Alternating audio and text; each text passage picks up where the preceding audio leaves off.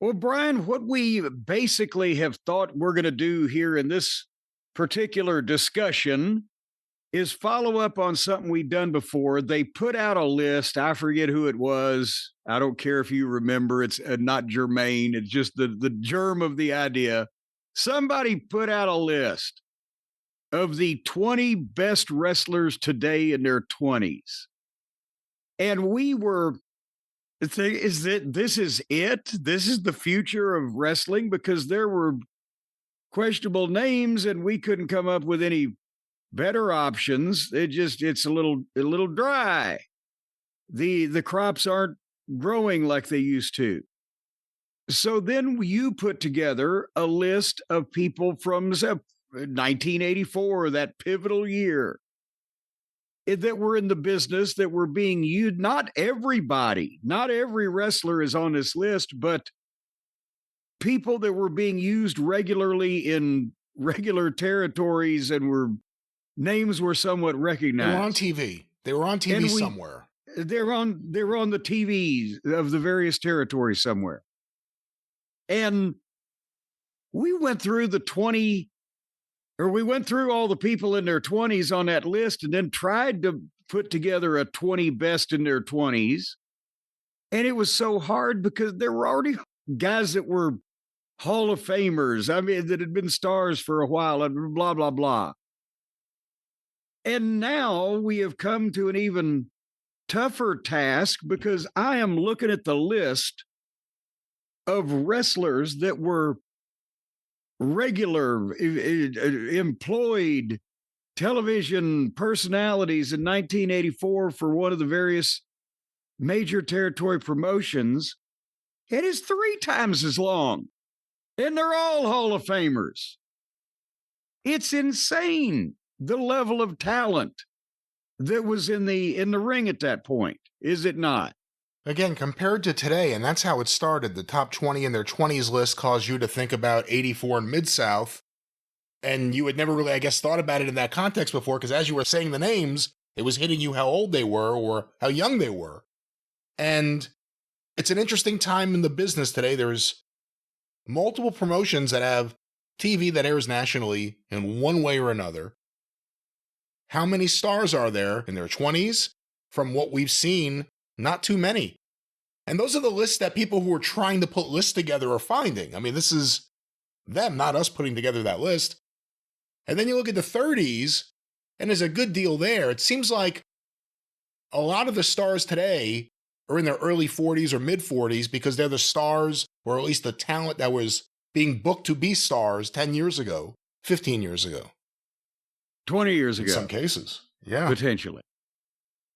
And that's the thing, is that now, though, our concept, if we look at this list of are we going to pick a 30 best of the 30s? Because then at some point, just by mathematical projection, because there were guys in their 40s and guys in their 50s, we can't do the 40 best in the 40s where it's a law of diminishing returns. So do we really need to put together a list of 30 here amongst these people in their 30s, or do we just need to note some type of top 10 or something if we need to quantify because it's a big list. It's a big list. It's every big name and a goddamn. No, it's not every big name because we still have the 40s and the 50s to come. That's true. And the 20s we established there were tons of stars and guys working on top. And of we their had 20s. a difficult time getting to a final list of the top 20. Remember, there were question marks. I personally think, and we can discuss it here and do what you want, I think we should try to do. I like the way you present that. We can talk about it, then do what you want. Now. I think we should try to do a top 20 in their 30s. And that's the challenge, is you have to put together that list. It's not like today where you have to reach to find people to put on it. People are going to be left off it that are going to make you mad because you're going to have to. Well, I'm making myself mad on purpose. Okay. All right. But anyway, you got the list in front of you. Let's just, and the first, I don't know how many names. We're kind of going territory by territory here. Just from where guys were is old WWF names, and there's 15 Hall of Famers here. And again, last time we didn't have any talent from All Japan Women. We don't as well this time. It wouldn't have mattered because they were forced into retirement back then. Remember, it was like 26 and get out of the business. Oh yeah, that's so they right. wouldn't even be on the list. They should enforce that a lot of people, maybe even behind the scenes. Jim, born February 1948, which would have made him 36 years old. Big John Studd. And in 1984, about to have the biggest money run of his career in the WWF for the next several years. At that point, let's be honest, without speaking ill of the dead, John Studd was almost immobile by that point, right? Because of his desire to get big enough to work with Andre, which he did, and blah, blah, blah. But he had already been a star in wrestling. I saw him in 1975. He was partners with Ox Baker, Chuck the Monster O'Connor, working for Bruiser. And he had done some, upper card territory business as Chuck O'Connor before when he went to Dallas. It was the Captain USA thing. My God, I remember that picture, right? But he kind of started being John Studd in Texas by the late 70s. And after that, it was, he made money because of his size and the gimmick. But before he got that big, he wasn't that bad in the ring for a guy that only been in business a couple of years and was 6'9" and 320 pounds at that point, right? Yeah, it's interesting. I mean, you think of Big John Studd here in 84. He really, I guess you could say his big money run. He works with Andre in 83. They go national in 84. He does a lot of stuff with Hogan. Not a feud or anything, but just matches as they hit different places. And then they do the big angle with Andre leading into 85. And that's really where they have WrestleMania, the body slam match, and everything else. You don't think of him as 36, though. It's interesting to see that. Jim, at 35 years old, former WWF champion Bob Backlund. Well, in 1984, it was all downhill for Bob in wrestling for the next 10 years, wasn't it? But he had already been in 1984. He started in 1974 when they were training him in Florida, 4 or 5-ish. Was it by 76? He was working St. Louis. Eddie Graham had the eye on him as a all-American baby face, like a Jack Briscoe. Eddie Graham's the one that recommended him to Vince Sr. because he wanted to go with an all-American baby face after so many years of the Ethnic Heroes. But pretty much from the time that they debuted him and started sending him a couple places, the next year he was a star, and a name in the Omni was used. And that was 8 years, right? And 1984, Vince Jr. just says, okay, we're done here. And he's gone, on the mainstream basis for the next 10 years. Yeah, works a bit in Japan, has some big UWF matches, him and Takada, him and Maeda. And then he returns in 92. It's really one of the interesting what ifs is, what if Vince Sr. had gone a different way? What is the career of Bob Backlund? Between 77 and 1984. What is his career if Vince, is it just like, hey, St. Louis will treat you well and you'll be able to get booked in Georgia and Florida? Like, what would his career have been? See, that's the thing is, Jack Briscoe didn't have an over-the-top personality, but he had a demeanor that was more NWA championish like. If you see what I'm saying, but probably nobody else does. But with Bob, he was a same quality, a great athlete and a honest kid and a hardworking, clean kid, and etc. But he just didn't come off in a babyface fashion the way that the 80s baby faces were going. He may have been a little goddamn milk toast for the 60s. I don't know if they would have taken him on Tennessee television. He was too goody-goody. And that, that would have hampered. And then the problem is, Bob, a different kind of cat when he came back and they wanted him to have some personality. Mr. Backlund, he's a little loose in the, I'm not trying to say that he had completely lost his fucking mind. He's a different guy. But he's a different guy, and he lived and believed in a lot of that stuff. And then you couldn't take him seriously as a main event guy, but he at any point could have stretched everybody in a fucking locker room. But again, not on your list for 1984 of top 20 in their 30s. Oh, well, goodness no, because he's about to be sent to purgatory. Jim, 32 years old, Playboy Buddy Rose. And again, he started in the AWA as a ring truck driver and jobber Paul Pershman. But when he got the Buddy Rose gimmick and he worked it out and he got to Portland, he became Portland Wrestling. And when did he start on top there? 78, 7? Somewhere around there, 78. Maybe? So he's already been a star for several years, and he's gonna do the little run in the WWF. But at the same time, in the names that we're going to talk about here, had he achieved his glory years at that point by 1984? 1985, WrestleMania, he's in the match with Tito to start the show. It's not Playboy Buddy Rose, it's the Masked Executioner. It's always one of those weird things. Like, it would have been a different... Like, his career may have played out differently in some way if he had that match instead of like a random masked guy in a offshoot outfit. Like, it didn't look right. Like, it just didn't feel right. Yeah. But not on your list here. Here's an interesting one. He would have been 34 years old. The Ace, Cowboy Bob Orton Jr.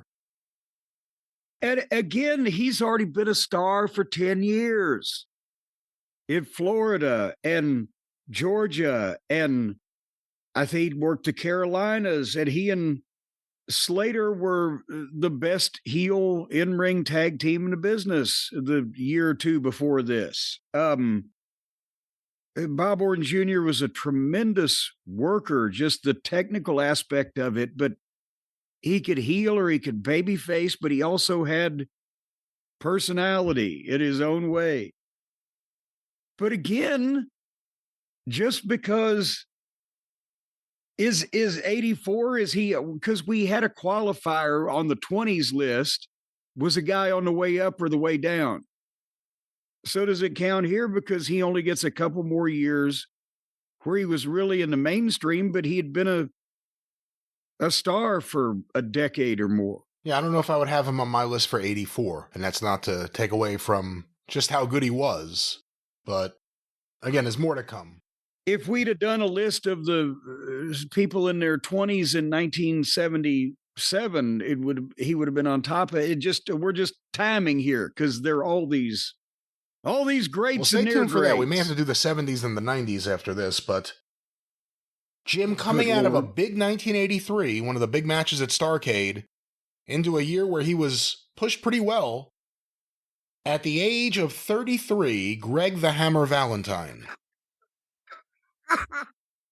Does anybody ever think of Greg Valentine as 33 years old anymore? Because he's timeless is what he is. He's about ready to have a huge fucking run, but again, he's been a star in the business for the previous 10 years and in the business for 12 or 13. He was one of his first notoriety, he was Don Fargo's brother, Johnny Fargo. in the Cleveland territory, and they put the tag team belts on them in what, 1972? And he'd been a single for a period of time, but then the team with Flair in the Carolinas were in 70, I guess, was it 7-ish, 8-ish, whatever the fuck, 8-ish, 9-ish. The story was they made 150 grand a piece working that fucking territory when it was hot. That's why Dennis Condrey was so fucking fired up to go there. So I mean, he's been every Los Angeles. He was, remember the program where he worked with Briscoe for the NWA title in Los Angeles in 74. So he's already been a star all that time. And now he's about to do all the shit that he did in the WWF and Valentine and Beefcake and blah, blah, blah. So you got to give him hearty consideration. You know, similar to the Bob Backlund what if before, what if Johnny Valentine doesn't get hurt in that plane crash? What happens to Greg Valentine? Does he ever get booked into Mid-Atlantic? Oh, yeah. Because Johnny was already 45 and he was working on top at the time. So, I mean, he would have gotten several more years out of the legend of Johnny Valentine there. But at the same point, by the time that Flair and those guys were ready to go, Greg was with 27, 28. They might have done a father-son thing. But you know, just because Johnny would have said to George Scott, book my son. But not on your list for 1984 right now. What, Valentine? No, I'm saying yes. We got to give him the hearty consideration. So let's put a check mark there. Or whatever. Mark there. Hearty consideration is the definition. Jim, 32 years old, he would begin his year as Harley Davidson in Memphis, and he would end it as Mudlick, Kentucky's own Hillbilly Jim. And, you know, here's the thing. And he started in Memphis right after right as I was leaving to go to, I think like ships passed in the night.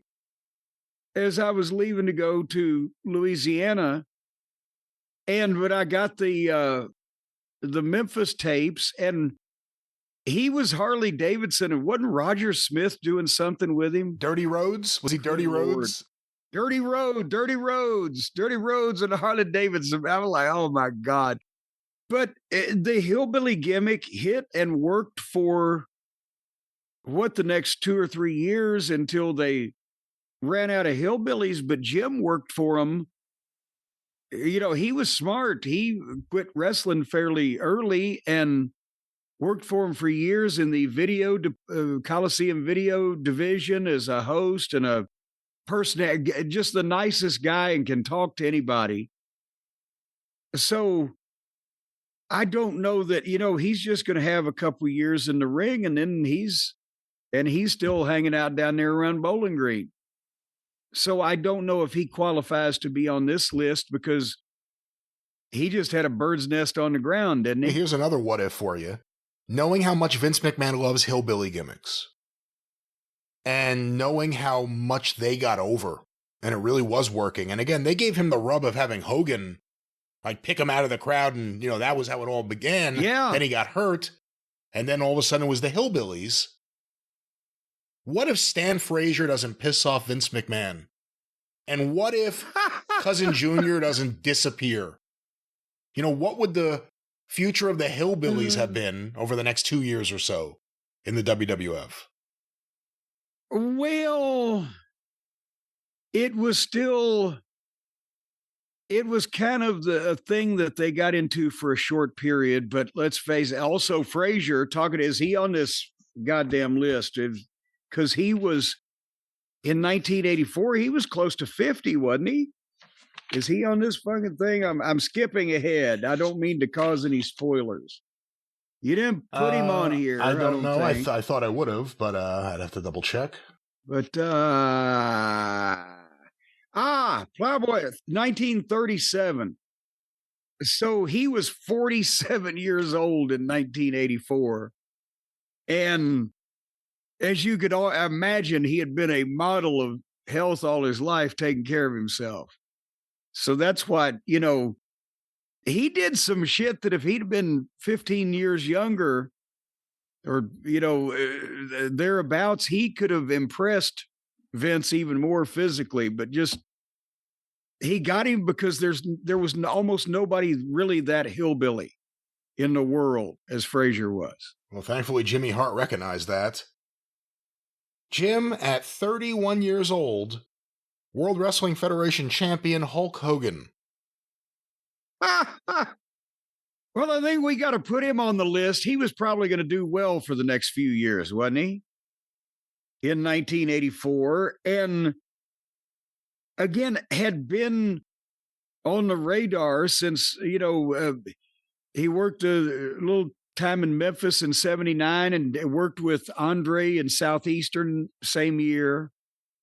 And then Vince Sr. brought him up in 1980, and he'd been on the Georgia TV, so that everybody knew who he was. But as he got bigger with Japan and then Vern, he was already at this point, one of the biggest drawing cards in the business. He was Vern's biggest, but the point being, he was already a big star, and he's about to get, we know what happened from there.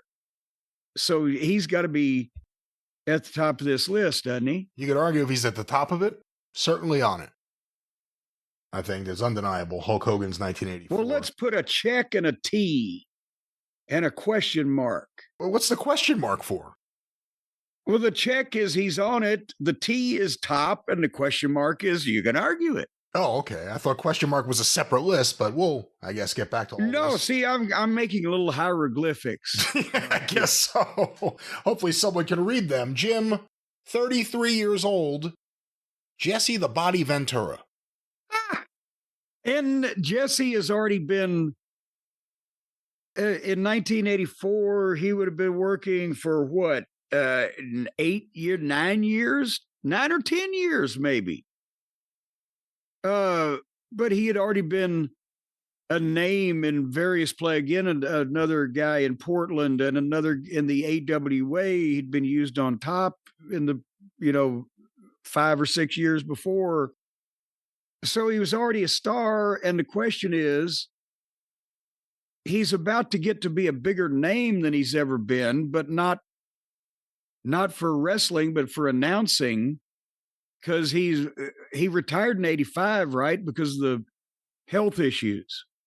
I think he may have done a match in 86, but you may be right. He was definitely done by 85 primarily. He started as a commentator in 85. 84 is his last full-time year in the ring.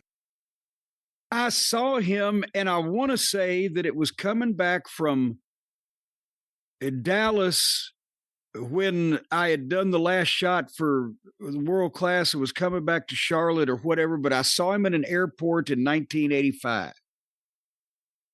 And he was walking this way, and I had driven him around on a couple of occasions and managed him once in the Memphis territory, right? So it's not like he just thought I was some, idiot. But we were walking toward each other, and I just looked up, and I said, "Oh, Jesus, Jesse," because he was right 10 feet away from me. And he looked and said, "Oh, hey," I can't remember whether he remembered my name or not.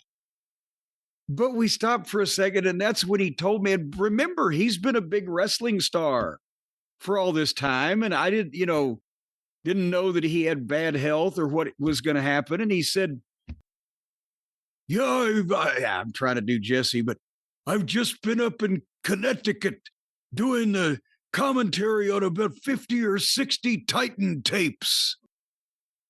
Uncle Ivan Ventura. I don't know what that voice was. Well, whatever it was. It's the Russian Jesse Ventura. But I've been up doing the commentary on Titan tapes. He said, "I have the blood clots. I think it's from Agent Orange."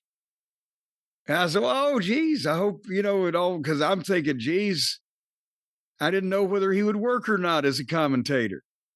He seemed like an uncommentator to me. So I was hoping he got well and could get back in the ring, but I guess it worked out. It worked out. Jim, someone you worked with in 1984, 32 years old. He would begin the year as the biggest star in Mid-South. He would end the year as one of the top stars, a major babyface in the World Wrestling Federation, Junkyard Dog. And here you've got to, there's got to be a check mark there or whatever the fuck we're doing. Because at the time, he's already been a star in Mid-South for, 5, 6 years, and has had that incredible run there. And now, like you said, it wasn't going to last, more than 3 years or so before he, as the big cat might have said, dumbed himself right out of position. But he was going to be fucking huge on a national basis, bigger than he had been, and he'd made a ton of money and blah, blah, blah. So he's got to be on this list somewhere. All right, we'll put him down. At the age of 34, wow, I actually didn't realize he was that old this year. Kamala, the Ugandan giant. Sugar Bear.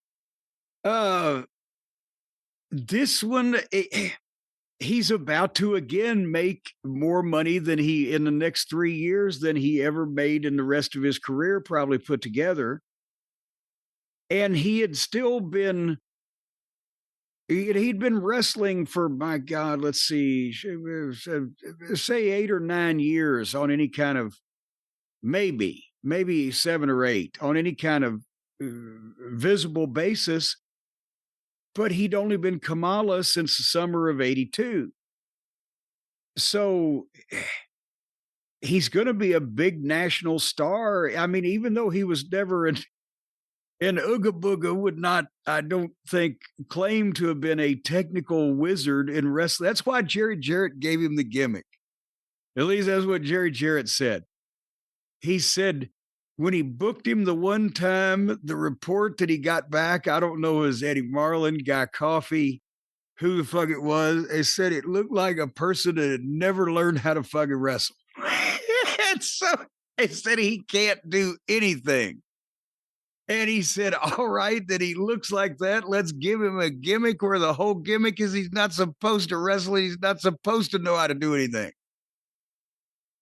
But nevertheless, he was going to be a big national star and get action figures and shit. So let's put a question mark. And by the way, he did spectacular in that role. Like the idea that he would end up working like that the rest of his career, making it work, like it didn't seem outrageous. It seemed like the way Kamala would work. Even the way he would sell, like everything he did as Kamala, he never broke. He was really, really good. Oh, and I know that's the thing is they didn't find a spot for him based on his trying to help his weaknesses. They found a spot for him based on his strengths, his size and his look and his ability to do that shit. And that's what made him unique, and he made a fortune. Well, he said in his book, not as much as he should have made, but I think the problem is some of that was the boys winding Kamala up because he'd believe things easily. Is he on your list for 84, though? Question mark. Question mark, all right. Question mark. Jim, the next name on this list, at the age of 35 years old, the magnificent Don Morocco. Woo! Another, a guy that's already been a star in various places and worked around the world in 1984 for 12, 13 years, maybe? Great in Florida, tremendous. He certainly managed to pack on the size from his early career when he looked like a fucking surfer to his later career when he looked more like the whale that ate the surfer. But he could work his ass off and promos. The only question I'm asking is, was he on the way up at this point or on the way down in his trajectory? Because, I mean, when's the last run he had up there? they brought him back, but they didn't feature him the last time or two. The timing is what makes it interesting. I think I would probably put him on my list for 1983. And if we're looking at what you felt in 83 going to 84, maybe. But if we're just looking at 84, that's not his year. He's there for a while, and then I think he goes home to Hawaii. And then I think it was early 85, they started airing vignettes on TV of him on the beach with women rubbing lotion on him, that he was coming back, and he had a pretty good run. They gave him Mr. Fuji as a manager. They did a lot of comedy stuff on TNT that people did love, but he also sold out the Garden with Hogan.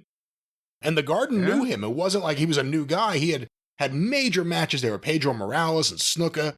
Yeah, he had been back and forth in the to the WWF days, right?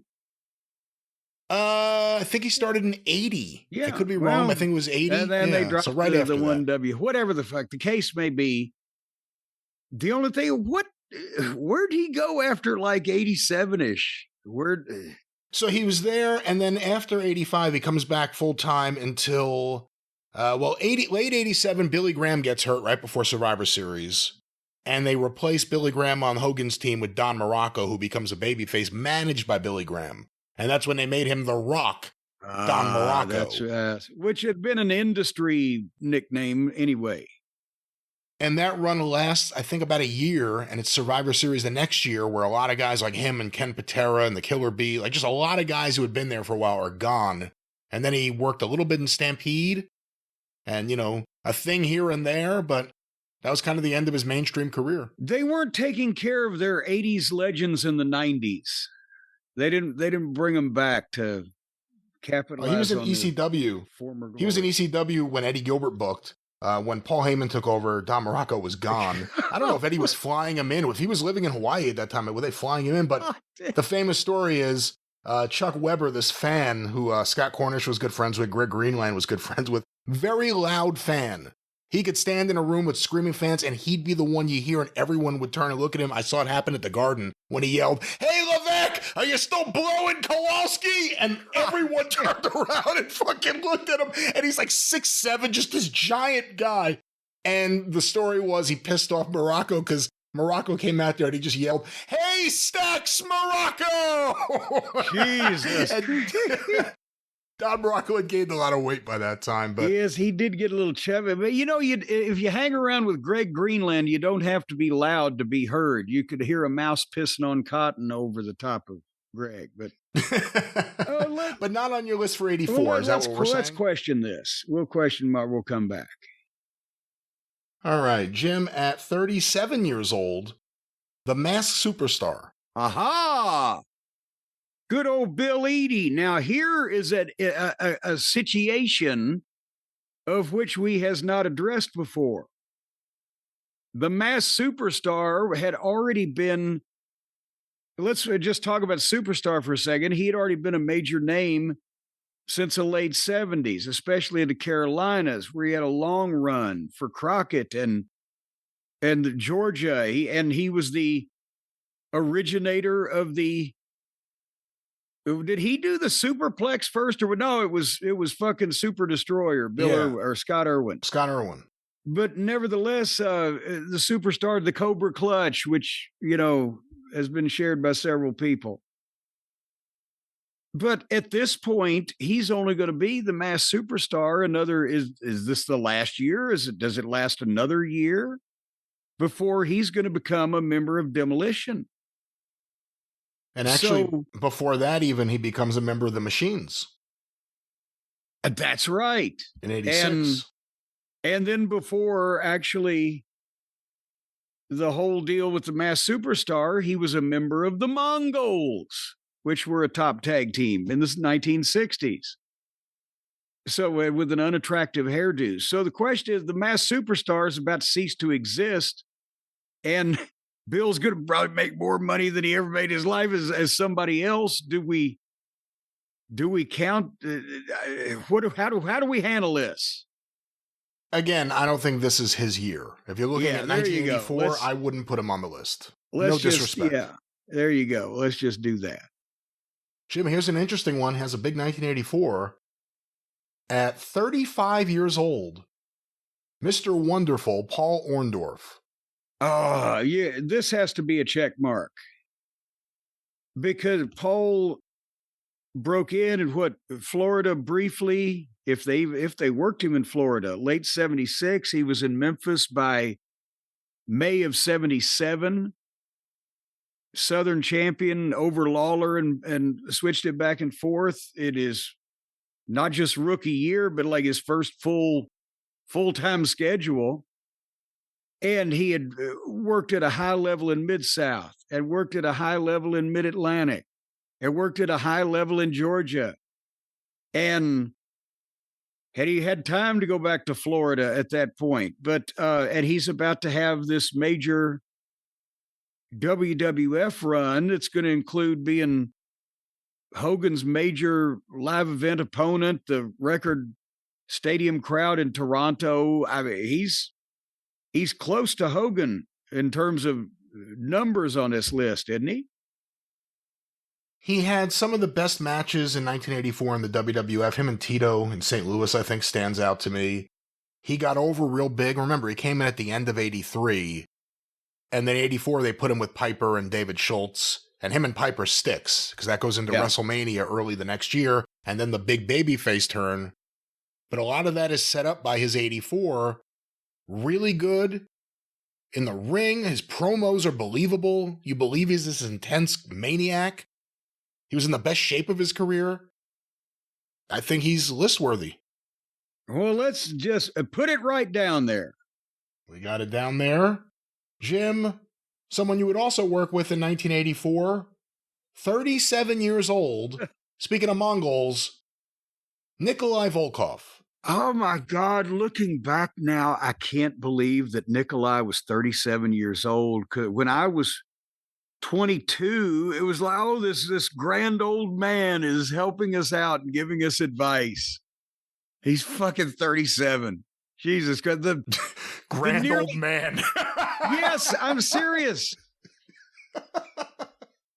You know, my God, back in the 60s, he was the Mongol and the fucking Zabada. I'm thinking he's got to be 50. And also, let's face it, Nikolai was huge and had the bald head and the hot dog rolls on the back of his neck. And, you know, he was one of those timeless people, but I can't believe he was only 37. He was the practical joker in the locker room in Mid-South. And this is another reason why that I get pissed off. And we'll get back to his wrestling credentials in a minute.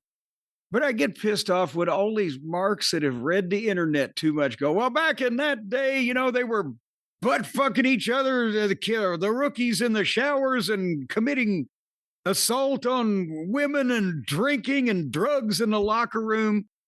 Here's Nikolai Volkov, the biggest and one of the toughest motherfuckers in the Mid-South locker room. And he's setting the example for the ribs that are being perpetrated by taking his sewing kit he carries around and sewing the fucking ends of my suit jacket sleeves together. So when they're playing the music and I'm trying to get my coat on, my hands won't come out. And That's funny. You would look around and he would have, and he's 6'3" or 4 and 330 pounds, and he's a former boxer, and he had knockout punch and he's ham fists, right? He would put my jacket on and it looked like Herman Munster in a midget outfit and be holding my racket and come out behind us all to watch the matches until we turned around and noticed him. Or just the biggest, nicest guy, right? It would help sew people's shit up for real. So this was the Mid-South locker room. Some of the boys may have been doing substances on their own time, but there was not a level of debauchery. But Nikolai, as we mentioned, had been a Mongol and had been a different Russian in the AWA. What was it, 74, 75? He was Boris Brezhnikov. But his size, he had been a heel in the WWF or they put him with Blassie, as I recall. That's right. He He's now 37. He's about to have that big run with him and the Iron Sheik. He's going to make a lot of money. His best days in the ring are definitely, unfortunately, behind him because of his size and the amount of bumps he took and everything. But he was still an amazing athlete, but he wasn't keeping up technically with the younger generation. So I don't know if he makes this list because of people like even the next name that we're going to have is just insane. Well, Jim, the next name, he would turn 30 in 1984 in April. Rowdy Roddy Piper. He's 30 years old. He has been working on top in one place or another for almost 10 years, even if some, yes, Los Angeles was not doing the greatest business but he helped keep what was left. Major star in the Carolinas for the previous, 3 or 4 years, is about to become an icon in the next. Do we need to discuss this, that he's a check mark? I mean, he's a complete no-brainer. He came off a big 83, just like Greg Valentine, the big Starrcade match, and then he had the run of his life. And he had good runs. I mean, him showing up at Mid-Atlantic and becoming the star that he became is pretty amazing. Yeah. And revolutionizing the idea, actually kind of inventing the idea of a heel color commentator on Georgia TV in 81 to 82. Yeah. The big babyface turn on Georgia TV when Gordon Soley was being bullied and he wouldn't put up with it, and then eventually Morocco and Ole and him. And Piper in Portland in 78, 79 with him and Buddy Rose and the Sheep Herders and etc. That was when people first got VCRs and started trading the wrestling tapes, everybody wanted Piper Portland. We didn't know it was probably recorded by Buddy Rose to begin with. Yeah, isn't that funny how that turned out? Piper LA. When was the first time you got to see Piper LA footage? Oh God, long after, because I didn't see any LA footage for a few years, really, of any description after I got a VCR, because they were almost, and nobody was even bothering. And again, 1984 is the year Piper's Pit is established. It's the year that he kind of develops what would become his standard look. It's the same kilt every time, and it goes from the Panther on his shirt to Hot Rod, which would become pretty iconic. Again, no-brainer, I think, Roddy Piper. Who are you to call Roddy Piper a no-brainer? He got plenty of brains. I just like what Dusty would call him, Rodney the Piper. Rodney the Piper. Rodney the Piper. Jim, here's another interesting one. Born in August of 48, so he would turn 36 in 1984. Sergeant Slaughter. Woo! Okay, again, going back to the mid-70s. I mean, he trained again with Vern, but he had gone to Portland. He had gone to Texas. Where he wasn't beautiful Bobby Remus anymore. He was establishing something, and he was, before the Sergeant Slaughter gimmick, if my memory serves me correct, was he not one of the Super Destroyers, the mass tag team champions? Mark II. And for the AWA when they were still doing incredible business. And he was one of the best working big men in the ring. And then he gets that gimmick and, again, not only a major name in the Carolinas, but he and Kernodle and Steamboated Youngblood set the gate record and the crowd chaos in Greensboro and led to Dusty having the idea for Starrcade and the whole nine. I mean, he was huge already, and he would just about to be the biggest babyface in the business, and then quit Vince because he was a goddamn American hero as G.I. Joe. So I think he should be on this 84 list, should he not? I mean, this is the year. And really makes you wonder what would have happened with him and Vince if he was 10 years younger. But this is someone who had been around for a while. This is someone who had a great opportunity. In 84, you have him turn babyface, do the Pledge of Allegiance with the fans, and then the big feud with the Iron Sheik.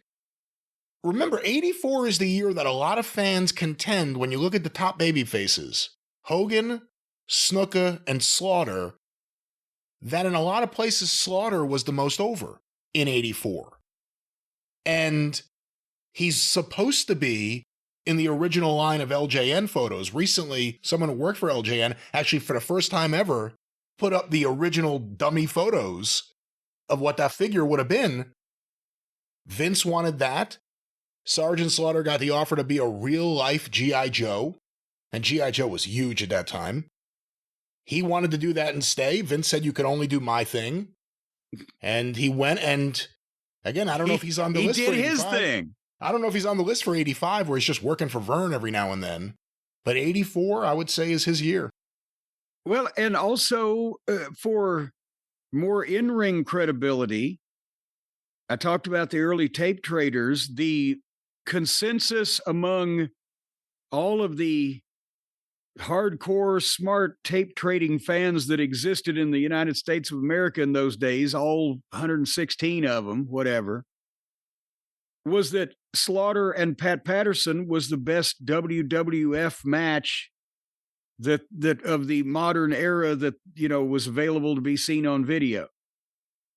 And that was, as he'd already been a top guy there, as a heel also. So nevertheless, we checked him and we move on, and well, bless his little pea-picking heart. Go ahead. 39 years old, Sika from the Wild Samoans. I think the amazing thing is that one of the Samoans was ever under 40.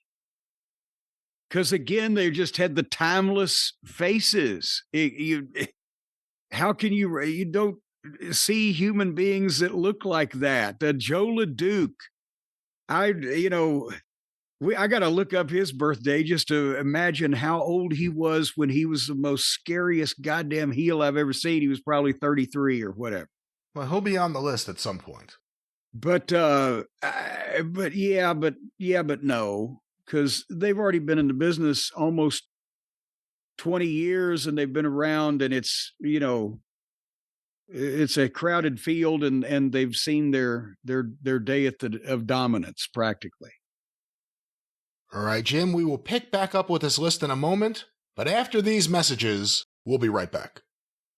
Oh, Brian, I'll tell you what, it's holiday time. It's start of the brand new year, and everybody may be broke right now after Christmas, but eventually you're going to get some more money. And I bet you all still have credit cards. You're going to need something to put them in. And, we have talked about our friends over at Ridge before, but even more now. Here's the opportunity. While your wallet is empty, folks, replace the old son of a bitch. Did you have a crusty leather brick that stuck in your back pocket? You were sitting uneven and it threw your back off, and then you walked down the street with a limp, and then people started GoFunding you because they thought you were afflicted with some kind of palsy? You don't want to do that. And besides that, when you got that, Brian, when I wear sweatpants and I put the wallet in my front pocket of my sweatpants because there is no back pocket on sweatpants, and I walk down the street, it looks like I have a giant polyp. It's going to filled with fluid and going to burst and run down my leg, and I'll be pissing all over people as I walk by them on the street. So they started avoiding me. Why are we You don't want that to happen. No, you don't want that to happen. You don't want to use that as your example either, and that more than likely, ladies and gentlemen, won't be what happens to you, because what you need to do right now is look at that big clunky old wallet and say, no more. I don't accept this. A new year, a new way, a smaller way, a leaner way. Leaner, meaner, slicker, and quicker. Folks, a unique, slim, and modern design, the Ridge wallet that holds up to 12 cards plus your cash. And it's made with premium materials like aluminum, titanium, and carbon fiber. These things they're indestructible. And I'll tell you what, as again, we've mentioned before, they make excellent fighting stars and brass knuckles if you slip your fingers in the cash strap. boom, you can knock a son of a bitch out if he tries to. And the thing is, nobody's going to know these are in your pocket. They're so small and unnoticeable and slim. And you don't even have to do the prison thing. You can just stick this in the crack of your ass. It doesn't have to go all the way up. If you've got enough ass, it'll cover it up. Ladies and gentlemen, 2.5 inches. If your butt crack is 3 inches deep, nobody's going to know you got this. They can frisk your pockets. Fuck it, they'll never think to just I don't know finger why. your bunghole. I assure you, none of this was in the copy, ladies and gentlemen. But what we're talking about is simple, protect your everyday wallets for everyday people. Let's not talk about these extreme ideas, extreme examples, extreme ideas. People. Oh, that's what you were singing. Yeah. Okay, I didn't even realize it. You hit such a high note there. You were higher than Sly Stone on that note. Well, see, that's because I sing in the key of skeleton, as I've mentioned. But folks, again, losing your wallet is the worst. But with the Ridge AirTag attachment, you're going to know exactly where it is. And the AirTag, it actually, when you press a button, the AirTag lifts the wallet up in the air and flies it back to you. It flies it right back to you. It's like a drone. No, it's not like a drone. Ladies and gentlemen, you will know the location because the location will be broadcast to you. No airlifts involved in this. What about if it's in some son of a bitch's pocket and he's like in a cab somewhere? You're gonna have to like do the chase down the streets of Manhattan. Once again, ladies and gentlemen, you just call the cops and they'll intercept the signal. I think Jim's been spending too much time with his daily fantasy. What we're talking about, ladies and gentlemen, is everyday Mr. and Mrs. America. And what you need right now is a wallet that is as efficient, as lean, mean, slick, and quick as you are, or at least that you want to be. I like Ridge. I use it because I don't like having a big clunky wallet. I used to, and we think you'll like it too.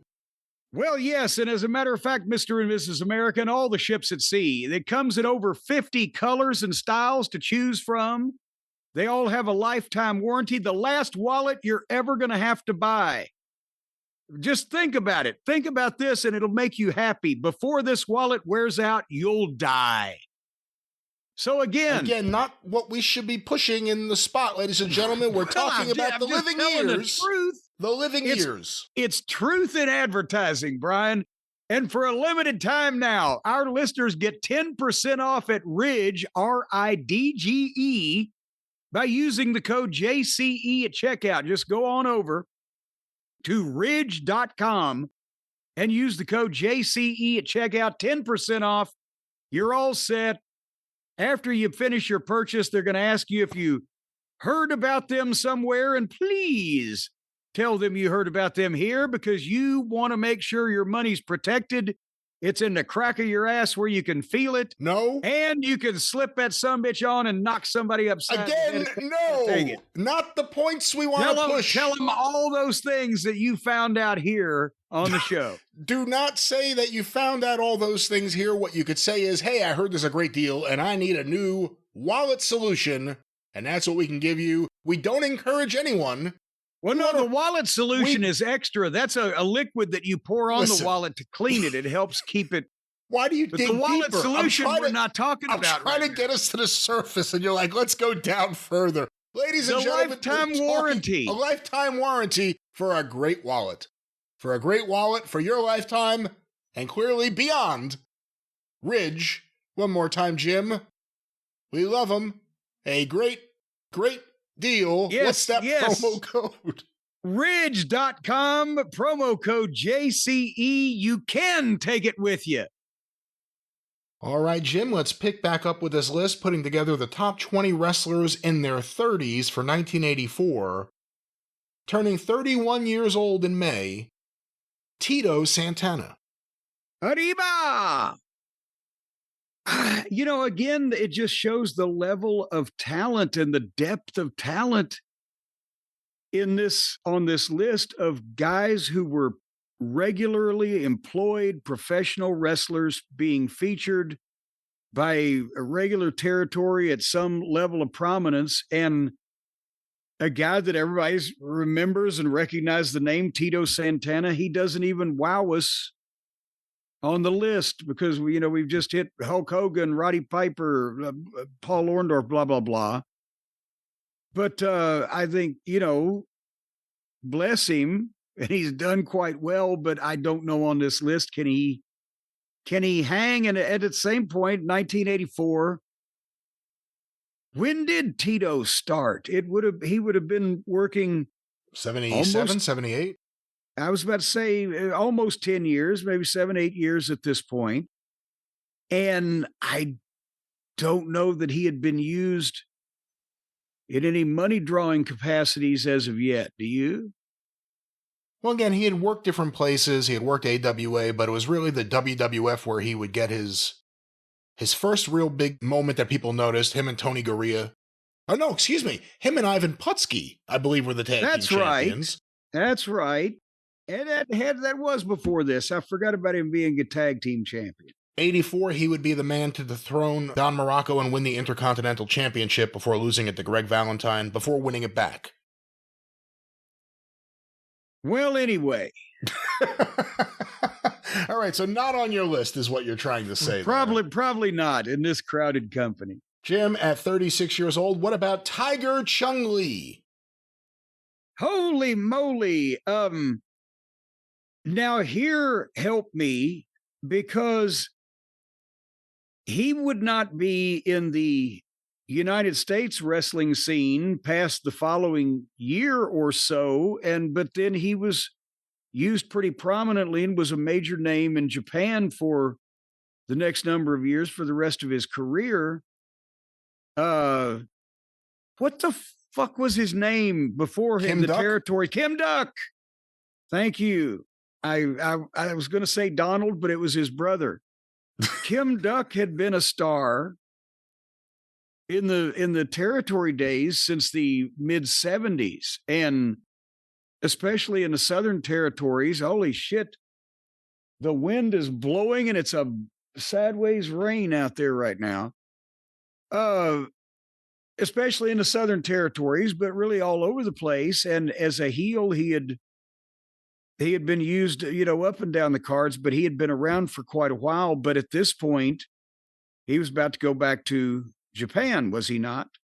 He would work on the undercard for a little while for the WWF, but never got a good push, never got a good run. I don't even know if he ever won a match on TV. Never got a dinner. Never had a dinner. All right, so not on your list there. What about this one, Jim? Turning 30 in April, Mr. USA, Tony Atlas. Woo! And here's another one. Not only has he already been a name in the wrestling business, everybody knows Tony's stories from Virginia, and the Crockett promotion broke him in. What was it, 76? By 77, he's being featured. He's on Georgia TV. They're seeing, the early cable superstation broadcasts. He was big in Houston. As I said, all over the Carolinas. I think he went to Dallas for a while also at a point in time, and had worked some pre-Vince Jr. WWF stuff, but he would, again, I guess, probably have his most consistent run from 1984 for the next couple of years, at least in terms of financial remuneration. So he's already been a star. He's going to be a star another few years, but then unfortunately it's going to peter out early. So does he have enough upward momentum here to meet our 1984 qualifications? I would think probably. I think if you look at his 84, if you were doing this going into 84, he'd probably be a no-brainer. Knowing he was going to turn 30 in that year. Him and Rocky Johnson win the tag titles from the Samoans. They're getting ready to have a big run. It's before people realized they didn't get along and it didn't work out. And they had to change their plans. And then Tony, I think that's one of the times he disappeared and he went to work for Vern again. That's right. I don't even know if I should say again. I don't remember how much he worked for Vern before then, but he went to work for Vern. And then Vince brought him back, and for a few years there, he was just there. Like it didn't matter. And, I don't know if those are the best times of Tony Atlas's career. Let's question mark that and come back later, because it's such a big name. Jim, at 38 years old, Jerry Briscoe. And here, this isn't, we are talking about the list of guys in their 30s as well. They've already been big stars in the business for 8 to 10 years or so, and they're kind of transitioning to, and these are the guys in their 30s. We couldn't find big main event stars currently in their 30s when we were looking. But Jerry Briscoe's about ready to retire because Jack beat him to it. But Jerry had been wrestling since the late 60s. He had been a single star in the Carolinas in the pre-George Scott days. He was what was their title? The Eastern heavyweight champion or whatever. He and Jack both had worked extensively in Florida. And Jerry had traveled when Jack was the NWA champion. They would work a deal where even if it was a baby face that was going to be facing Jack in the territory, which often it was, Jerry would come in first as like the policeman. Well, you got to beat my brother Jerry before you can beat me. And he was featured all over the country in all the NWA towns. They were tag team champions. They were the world champions for Crockett in the early 80s. When they finally went to the WWF after the Atlanta stock sale to Vince and etc., that's where Jack, who had been wrestling even a couple of years longer than Jerry, just say, you know what, fuck it. And Jerry told me a story himself. They went to Newark, landed their plane, got their rental car papers, and took off out into the parking lot in the middle of fucking snow, trying to find in the Hertz lot or whatever, trying to find their rental car. And they couldn't find it or it wasn't there. And Jack's looking around in that snow in a big airport. And where the fuck are we going tonight, Gerald? And he said, you know what? He said, I'm walking back in that airport and I'm going to be on the next thing smoking to Florida. And he went back and got on the fucking next plane back to Tampa. And that's how Jack Briscoe retired. Didn't even do an autograph session for like fucking 30 years. You know, a story like that really makes you appreciate how easy it used to be to fly. You could never do that today. I'm just going to go back in there and get a ticket. No, you're not. Hey, I'm telling you, I told you I flew as Ole Anderson one time. He wasn't going to use his ticket. They said, here, Cornette, take that. They didn't know. They don't know what the fuck. Anyway, yeah, Jerry wouldn't be, he's about to be an executive in 2 more years. All right, Jim, another name on this list here that a contemporary of Jerry Briscoe's. He would be 38 years old. He would turn 38 in August. Dick Murdoch. Oh my God, Captain Dickie. Had already been, since Dusty Rhodes and Dick Murdoch were the World Tag Team Champions for the Sheik in 1969, 1970, when the Kobo was drawing big money. The Texas Outlaws. That was 15 years beforehand. Dick had been brothers with Don Carson as a top heel team in the South when he was like 18 or 17 or whatever it was.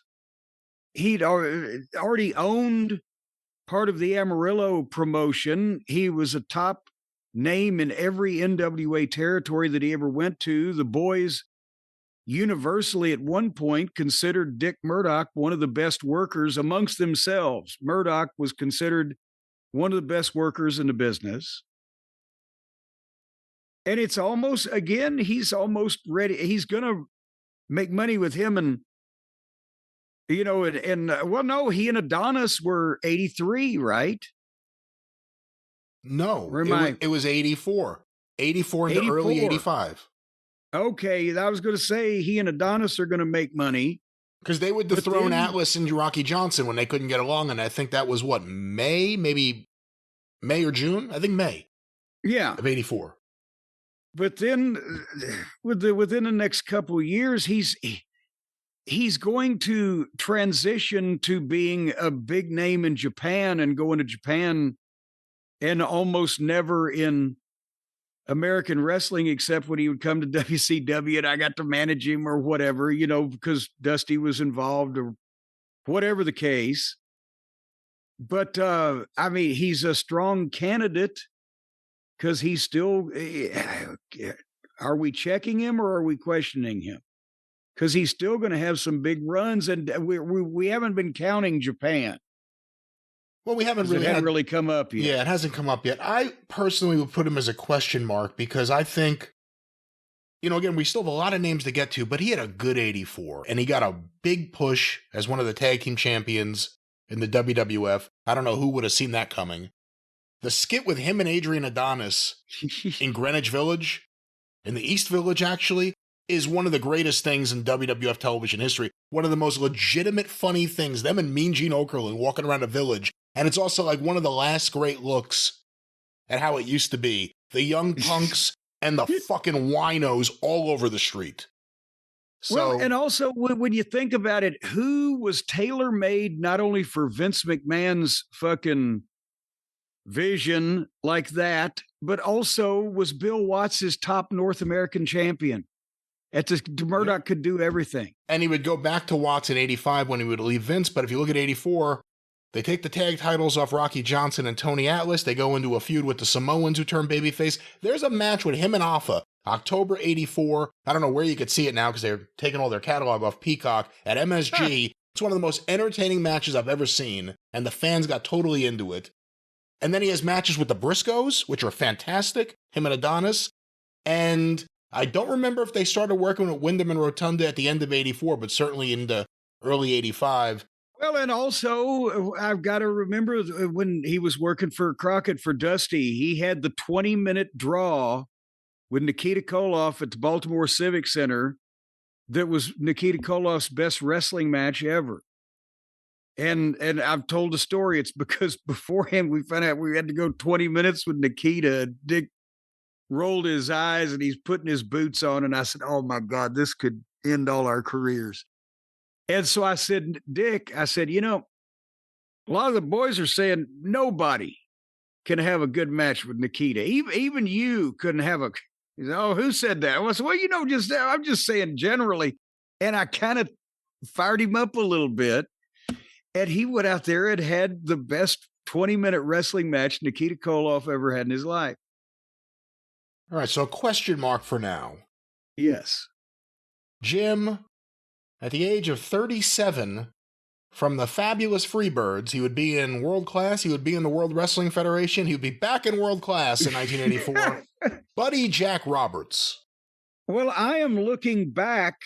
I was looking back to see it. Hold on here. Michael Hayes and Terry Gordy both got check marks on the 20 in their 20s because the Freebirds were what they were. Do we have to include Buddy, or we're not being fair to Buddy Jack? I don't know. And he, at that point, before he got to Terry and Michael, had been the actual name that you would recognize from the Hollywood Blondes and just his long career in wrestling. So he was kind of the name before Michael and Terry were heard of. I think I would put him on my list for 30s in 1983 because he had a really good year in World Class. I don't know if 84, I don't know. I'd have to think about it. 86 was one of those years where he was doing the same goddamn thing that Michael and Terry were doing. Well, Terry also wrestled in Japan, and Terry was one of the most impressive wrestlers in the business. Michael, it's not necessarily all about ring. A lot of it's about charisma and his mic skills, and that's why Vince McMahon wanted the Freebirds. He thought Michael Hayes was basically his rock star.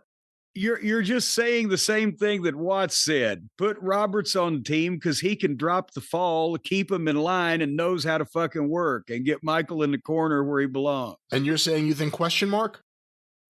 I was saying if we put in Michael and Terry, don't we have to put in Buddy? But let's give him a question mark because this is a crowded field. And I do want to bring that up real quick because someone brought that up about the final list of their 20s. The Road Warriors and Rock and Roll Express were on there as teams. Hayes and Gordy weren't on there as a team. It is important to note Gordy did start doing a lot of stuff on his own in Japan, where Michael Hayes was not involved in that. So That is part Well, of and the remember equation. they had broken them up like idiots. I never understood why they did that, but they broke them up in Atlanta that time, remember? That's And right. then they had to it was 81-2, and then they had to reunite to go to Florida or to Dallas and etc. So technically they had done a variety of things on their own. All right. Well, I'll put him on a question mark for Well, now. thank you, generous son of a bitch. Jim, at the age of 31 years old, Adrian Adonis. Wow, again, another guy who's already been on top, has been recognized as an excellent fucking performer, has a great promo and a gimmick, would let his physical condition get out of control. But Adrian, was it 82 or 83 that Adrian Adonis was one of the world champions when they tried to crown their own 83. kind of sort of fake NWA champion in San Antonio? Yeah, that was 1983, where they had the big tournament in Houston against Paul Bosch. They ran the Summit, I think. And they had the big tournament. Adrian Adonis, I want to say, went over Bob Orton Jr. in the finals. Lou Thez was there to like present him the belt. And then, a couple months later, he was gone. The fans forgot to come is the problem, is they had an issue there. But if you go back and look at Adrian, and I can't remember the exact year where his weight got out of control and then they put him in the dress and the whole 85 debauchery. Okay. But Adrian Adonis, when he was just chubby, but still looked, the Adrian Adonis and Jesse Ventura years where they were the AWA heel tag team, or anything around that from the late 70s on, where Adonis, well, he was never a physical marvel in the Lex Luger category, but before it got out of control, he was one of the absolute best workers in the business. And it wasn't one of those deals where he was Tony Charles, a fabulous worker, can't draw any money. He could talk, he had a look, he had a gimmick. But by this point, as you just mentioned, he's about to become a goddamn big bleached blonde blub of goo. But he's not that in 84. It's him and Dick Murdoch as the tag team champions, again with a pretty good push. Do you take that into the equation for 84? I would say he would definitely then deserve at least a question mark, if not the check mark, because he was still the old Adrian Adonis. He could still work. Jim, 38 years old. Andre the Giant. I mean, do we need to even ask? Andre the fucking Giant. Not only has he been one of the major box office attractions in the country since 1974, when Vince Sr. first started sending him out on the national tour to all the territories, he had already been worked shots in the WWA for Bruiser and the AWA since 1972, when and he'd drawn money in Montreal. He and Don Leo Jonathan, that was 1972. So he'd already been a major attraction for over 10 years and was fixing to, get bigger in the next few years and not only dominate Japanese wrestling, but draw the Silver Dome house and blah, blah, blah. So, yeah, should we even ask?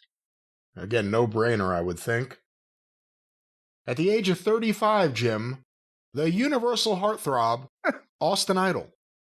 Austin Idol, baby. He's going to have a bad drug problem. I'm going to drag him from one side of the ring to the other and then drag him from that side back again. The only thing I'm thinking about here is timing. Because again, Idol, the look, the gimmick that Hogan took Hulkamania from Idolmania, and obviously Idol borrowed a bit from Superstar Billy Graham, as everybody did. But I think for Idol wasn't 79 through 83. Really when he was cooking, because in 84, 85, the Memphis and Continental territories are going to start suffering And for whatever decisions that were made, he didn't get the big national television run and sort of retired early to focus on his many outside wrestling business endeavors. So do you put the Universal Heartthrob on a 1984 list? Again, 35 years old. He has a pretty good run in Memphis that year. He's one of the top baby faces, gets Rick Rude over. Him and Lawler team up. I don't know if it's his year. Like you said, it was kind of 79 to 83. Specifically, when 79 and 80 in Georgia, it's lights out stuff. It's great. Well, but also Idol drew in Memphis, and in 83, if you brought Idol back for a 6-man tag, it might be close to a guaranteed sellout. Whereas by 84 and 85, things were dribbling down. It wasn't his fault. And 87, he had the resurgence with the hair match there with Lawler, but I don't know if he was ever used as frequently. And now that you said that, I never thought of it in 84 as any other time in Memphis. He was probably there more that year than any other year, maybe. Yeah, and see, that's the thing. He had been coming in since January of 79. I remember the main event at the Louisville Gardens, like January 5th, 1979, was billed as Austin Idol versus Jerry Lawler, grudge match of the year. Then 5 days in a fucking year, right? But he got over at that point and then could be brought in as he and Dutch Mantell were a heel tag team and the CWA World Tag Team Champions, but then he could be a babyface and, it was the promo and everything. But you couldn't use him regularly. He didn't make spot shows after the initial run, when he established himself, but he didn't really make spot shows, didn't want to, and wanted to, work more of a part-time schedule. And well, that time, Lawler. Another airport story. Well, yeah. After the goddamn Memphis TV, Lawler said, "Oh, come on, Idol, make Jonesboro tonight. I'm going to go home. Make Jonesboro tonight. Okay, just take me to the airport and I'll change my ticket." And Lawler drives him over to the airport. He said, "I'll be right back. I'm going to change the ticket." Idol went in, got on the plane, and fucking flew back to fucking Pensacola. And Lawler's still sitting in the parking lot. Go, Jesus Christ, it's taking him a long time to change that ticket. Anyway, maybe not his year in 84. Jim turning 30 in 1984. Wild Bill Irwin. You know what? I was wrong about a talent, but it wasn't my fault. It was everybody else's. When I first saw Bill Irwin come to Memphis in, I think it was the fall of 1980. So how old would he have been here? 26 years old. I said, my God, this guy's going to be a big fucking star on Atlanta TV or, whatever, my concept of a big star at the time. Because he was 6'5". He was 200 and probably 40 pounds. He didn't have any muscle definition. He was redheaded. So he had one of those fleshy bodies, but his style was very different and he leapt a lot. He could jump like crazy. He had leaping kicks that he would give where he'd leap up in the air with his left foot and then come down and stomp while he kicked with the right foot. And he was very animated and he had a personality. He could talk. And I honestly think that Dr. Bill Irwin, he was wearing a white fucking coat. I don't know what that was, right? But he was trying shit out. But later on, he had the run with Scott under the hood as the Super Destroyers. They were excellent workers, but they didn't have physiques that were pleasing to the Vinces of the world. And I just, the business changed. I saw him in 1980. I've heard this guy's excited, the big elbow drops, and he's young. And I'm thinking he's exciting as fuck. He's going to be a big star. But by 1985, you had to look like goddamn Luger to work in the WWF. And it was getting crowded in the territories where you could make any money. And Wild Bill Irwin, I wasn't particularly crazy about it because he's from Minnesota. It settled, on him, but it just kind of booked him as another underneath cowboy. So I don't think he got as big as he should have, but I wouldn't put him on this list. Reminds me of Hangman Adam Page. Ooh, no. Bill Irwin now would be a great world champion compared to, but nevertheless. Jim, so far for the record, we have 6 definites. Hulk Hogan, Junkyard Dog, Paul Orndorff, Roddy Piper, Sergeant Slaughter, Andre the Giant, several names on the question mark list. 38 years old, as of June of 1984, Bruiser Brody. Woo! Okay, he's already been, let's see, Brody, Vince Sr. gave him the name Brody in what, 76? I believe so. Yeah, 76-ish. He'd already been used in the old Leroy McGurk territory as Frank Goodish because he and Hanson broke in at the same time. Imagine how some of those old timers down there in Leroy McGurk's territory, like Tretch Phillips, get in the ring with these two. They don't know what they're doing. They're green as grass. Fuck. He's already been used in a variety of territories on top, and he's huge in Texas, and he had a run with Vince Sr., brief as it may have been, as, a heel, and has already started going to Japan and is a major name there, one of the names there. And it obviously that will continue for the next 4 years. But I don't think, how can you not put him on this list? He's big everywhere he's going. Was there a bigger American wrestler in Japan in 1984? And that's what I'm trying to think is, again, specific years, the Road Warriors, Hanson, Brody, Gordy, Hogan, but he's always in that, and he had incredible longevity. So it's kind of a no-brainer almost. And again, right after this, I think, what was it, early 85? I think, I'm doing this off the top of my head, that's when he quits All Japan and shows up in New Japan for a series with Inoki, and the reason that was a big deal was because of who he was. It wasn't just anyone doing that jump, it was him, and I think that's part of the equation for 84. And also, he was getting more money than almost anybody ever got for anything in the business at that point in time to do this type of thing. So yeah, he didn't work any territory except if he wanted to in Texas where he was home because he didn't have to. Jim turning 30 in July. Someone you worked with, Hacksaw Butch Reed. Again, this was a great year for Butch. Watts loved him.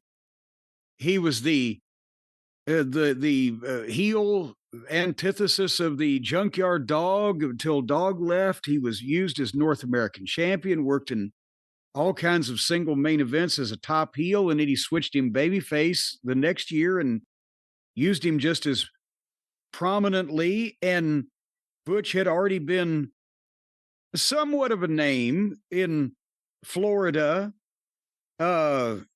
and in Georgia, back to when he was Bruce Reed. But that had only been 3 or 4 years before. Butch didn't start when he was a teenager. He started a little later. So I think you got to certainly. Well, how many are we doing? 30 in their 30s? No. Butch has got to be 20. We're not. 20 we're in their doing 30s. 20.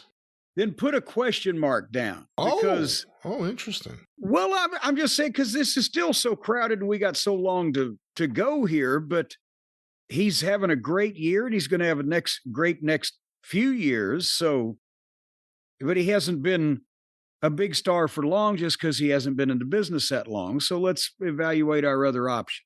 See, I think this is maybe the year for him in his 30s. You could argue about, I guess, 81 or 82, the way he was pushed in Florida, got to work with Flair, got to work with Brody. I mean, he did a lot of stuff early as Bruce Reed. But in 84, top heel, you could argue, in Mid-South. Although disgusted by the Midnight Express and Jim Cornette attacking Bill Watts.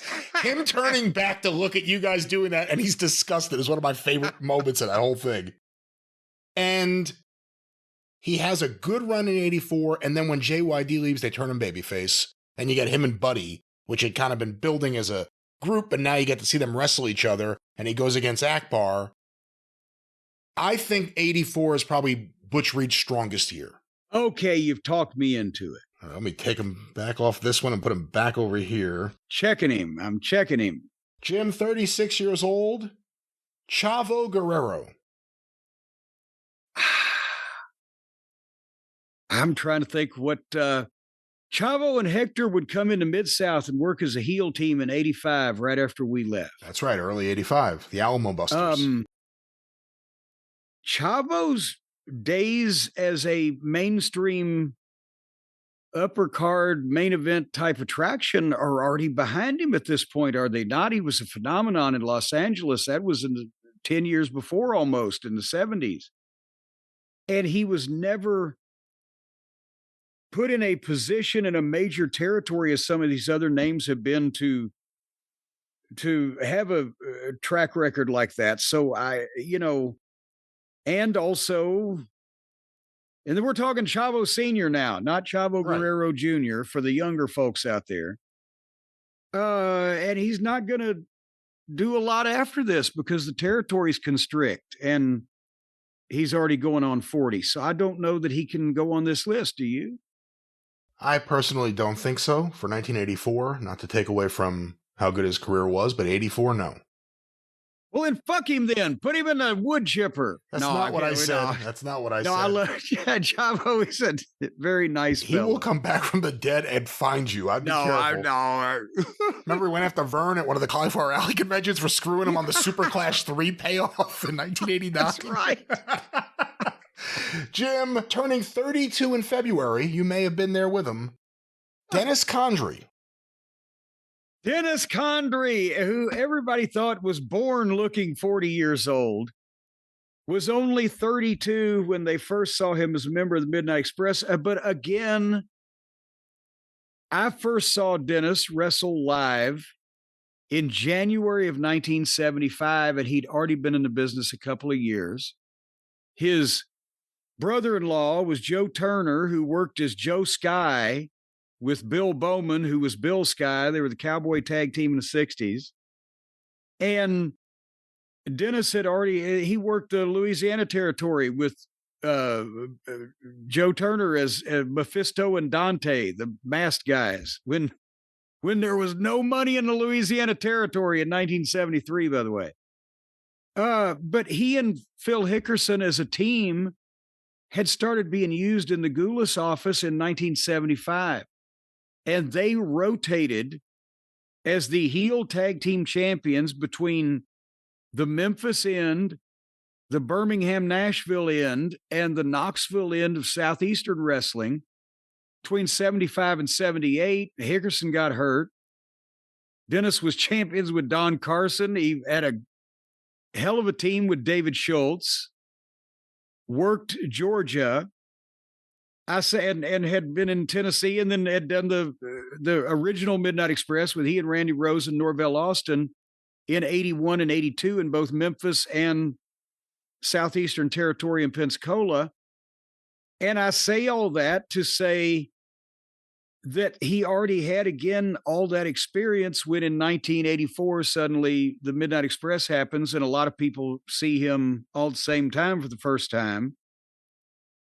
But in this company, as a single, he does not, his upward momentum doesn't carry him to the heights that Hulk Hogan and Roddy Piper and et cetera, but because he just happened to be the only guy of the Rock and Roll Express and the Midnight Express at that point that was in their 30s instead of their 20s. Point I'm trying to make, we put Bobby in. We put Ricky in, we put Robert in. Don't we have to put Dennis in? Or is it his fault he was just born 2 years earlier? No, and I mean, I guess we should also maybe, when we get to the question mark list again at the end, talk about the idea, should Murdoch and Adonis be considered as a team if that's how they spent their 84? But Bobby's in. You can't put Dennis and Bobby in together because of the two different decades. But I think Dennis has a strong argument. Yeah. I mean, again, he was just as good as anyone else in those matches. I think he has to be in. Well, I'm glad you agree. All right, let me add him to the list. Jim turning 39 in October. The American Dream, Dusty Rhodes. And again, think Dusty Rhodes. He's in his 30s still. And this again is another one because as big a star as he's already been for 15 years. Same thing for Murdoch applies for Dusty. They were the Texas Outlaws were the tag team champions, in 1969, 1970.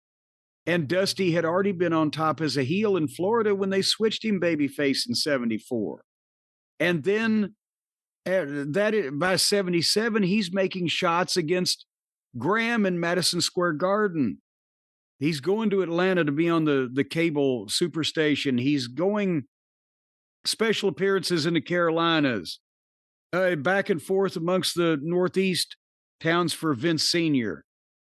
And then by this point, he's not only one of the leading box office attractions for the NWA along with Flair, but he's just been named the booker of Jim Crockett Promotions and will draw the biggest gates of all NWA history over the next couple of years. So how the fuck are we not putting him on this list?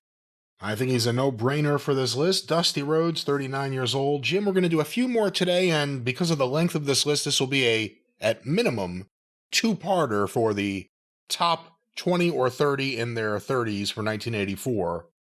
But going back to this, at the age of 36 years old, in September at least, the great Kabuki. Kabuki! Are you a warrior or an errand boy? Kabuki gave me that big old thrust kick in July of 1985, and I've never forgiven him for it. No, he was fine. He was not stiff at all. The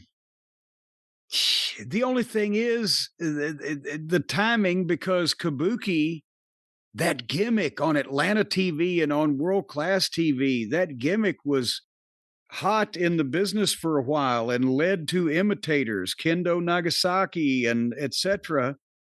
Muda. Say again? Well, and Muda was the spiritual offshoot, yes. But by 84, it was kind of, he was about ready to go back home to Japan, wasn't he? He stick around for another couple of years? Yeah, I mean, you had a thing with him in 85, and then eventually he would go back to All Japan. So he was in New Japan too. Well, he goes back to Japan. He goes back to Japan. They're fighting over him over there. He's not our concern anymore. But yeah, it was a gimmick that caught on, and Gary Hart had buku to do with it, lots to do with it, and Kabuki pulled it off, well, but it wasn't really a big, long-lasting thing, and then he went home. All right, Jim, not on our list, but two more names here today. Turning 30 at the start of 1984, Hacksaw Jim Duggan. Hi-yo! Ho. Not hi-yo. Hi-yo! Ho! I don't know. Hi-yo! Hi-yo! Hi-yo, Silver, away! Well, just as long as he raises the board, as long as he's got wood, it's all right. No, I knew him before he was a hoe. Duggan, I think, is the perfect example of a guy who belongs on the list because he's only been even though he's 30, again, he didn't start as a teenager and he had tried football, but he's been in the business at that point, probably 3 years or so. And Jim Moose Duggan has given away to. This was the perfect guy for Bill Watts to develop. A Hacksaw Duggan. He was a perfect character babyface for Mid-South Wrestling. And he'd give the big thumbs up and that big pouty face, and he'd do those wild-ass promos where it was just, that was his personality. He acted that way everywhere, and the big stomping of the foot the fans could get behind. He was like a big goddamn, moose. That's why they nicknamed him that. But at the same time, he had personality, and the fans got behind it. And the funny, body language that he had. So I think this was probably one of his best year in the business to date.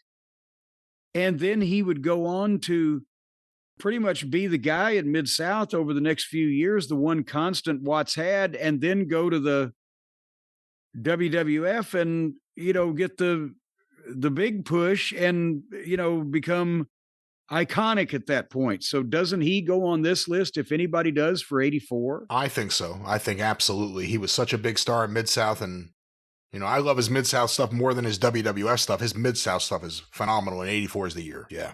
Well, yeah, and see, that's the Mid-South stuff was better in the ring, but the WWF stuff was better at the bank. But yeah, Duggan was phenomenal until he quit having to be phenomenal and just had to carry the 2x4 around. Jim, the final name here today, turning 35 in November, Jerry the King Lawler. Okay, and again, I know people go, Cornette loves Lawler, but let's just examine what the facts are before anybody thinks I'm just blowing Lawler, right? In 1984, Lawler had been the top attraction in Memphis for either 10 years, if you count when he became a single and, beat Fargo for the Southern title and the passing of the torch series that summer of 74. Or do you even go back to 72? Because Lawler and Jim White against various babyface tag teams, the Fargos, Tojo and Jarrett, etc., between late 1972 and into summer of 73, set the all-time attendance records at the Mid-South Coliseum in Memphis at that point, before Lawler was even a single star. And then nobody could rack up, nobody in any territory except Bruno, okay? And Gagne didn't wrestle all that often anymore. But during that 10 years of 74 to 84, nobody had drawn as much money in a single territory on top for that long, a weekly territory, as Lawler did.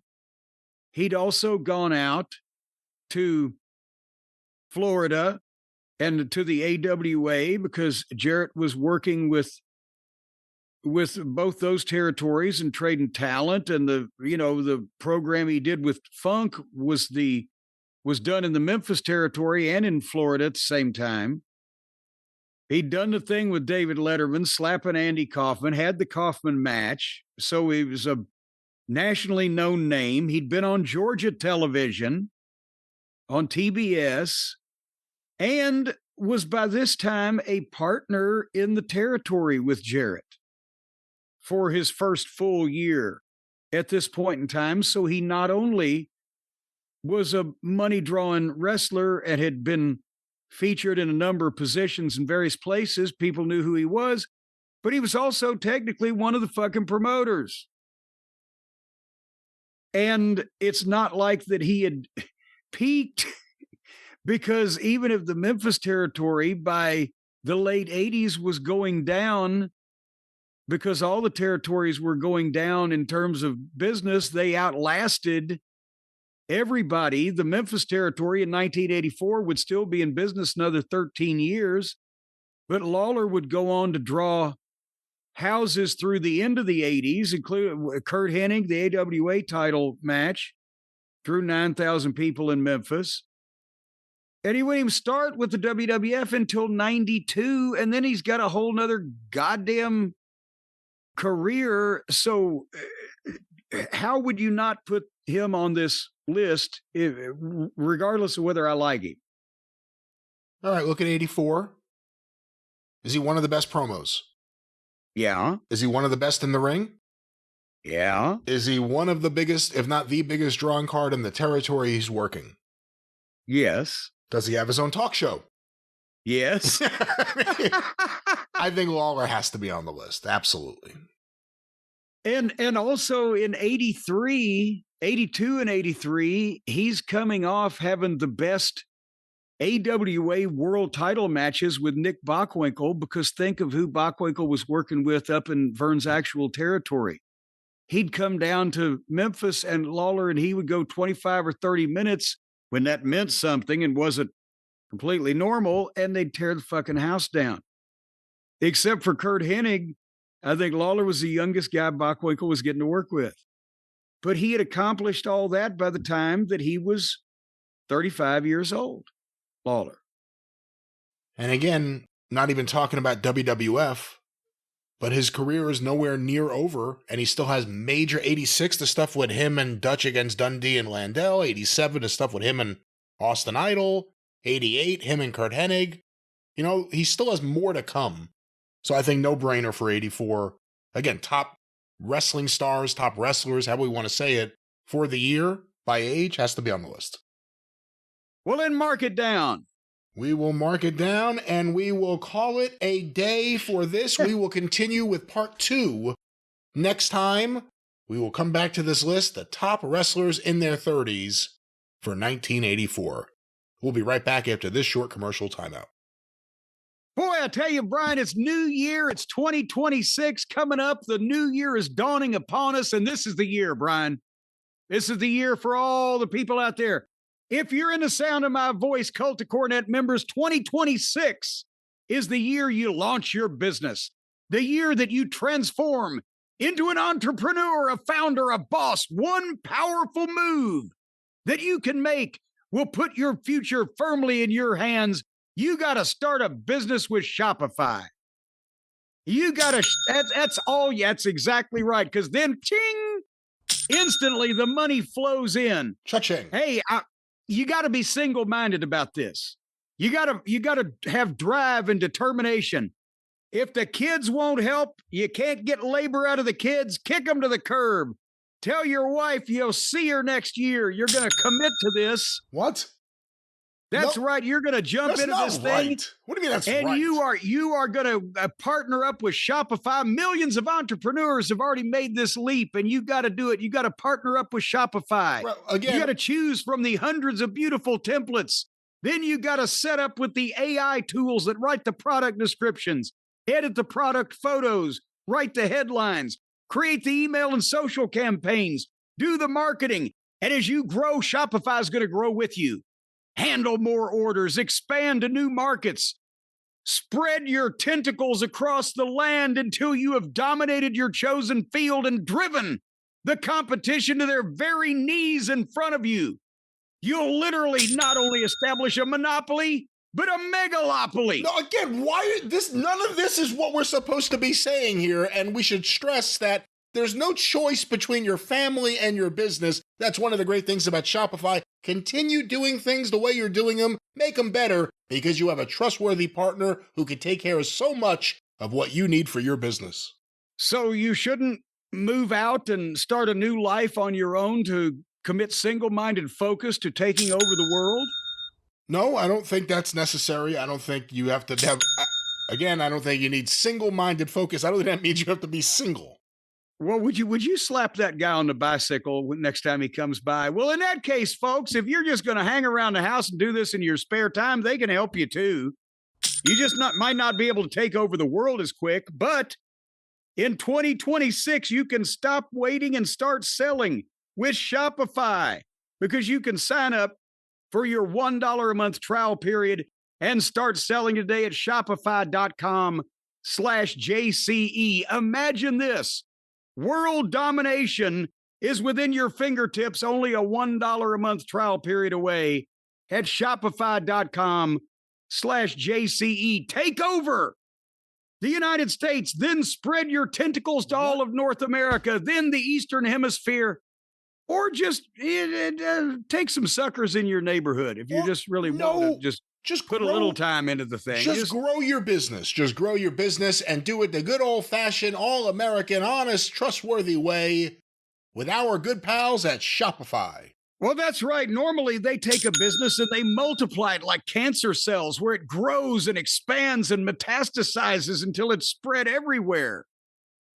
But, if you just want to half-ass it, then, they could just go ahead and say, well, we'll give you the monopoly on the 3 blocks around your house. Again, no monopolies guaranteed or promised or actually legal, probably. But, Jim, when we get away from all the laughter and all the jokes and all the storytelling, we have to be honest with the listeners and give them a great deal and a great promo code.